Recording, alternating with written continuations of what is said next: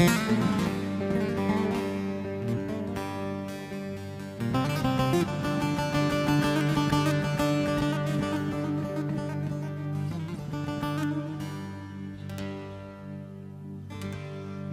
bugün dağda duman yel var.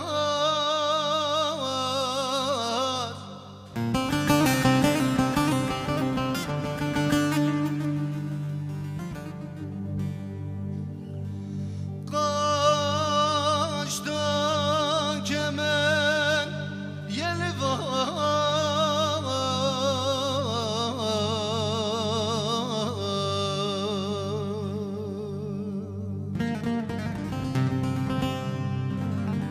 Yeli var,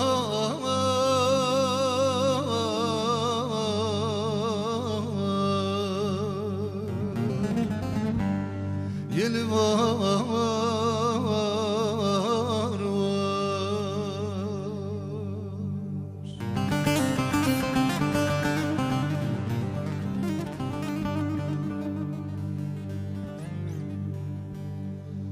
Babam bugün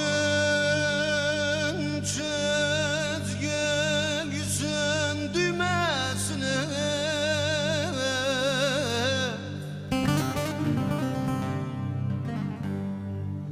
serde güman yeli var.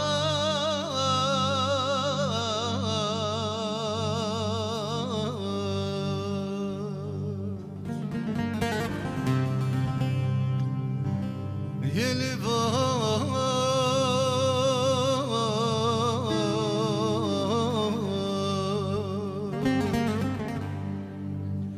yeli var, yeli var. İşte gidiyorum sen vefasız, artık geri dönmem, İnan imkansız. Benliğim yıkılmış, gönlüm mutsuz. Söylesen mi haksız, benliğim haksız. Benliğim yıkılmış, gönlüm mutsuz.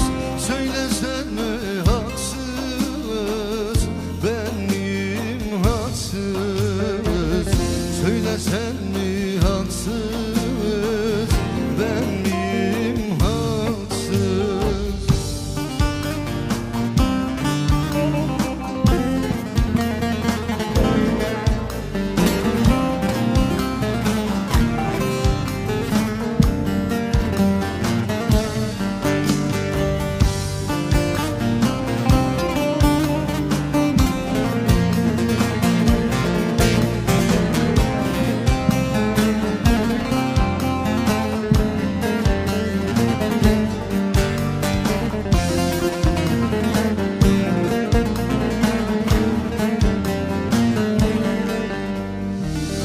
Hani yeminimiz,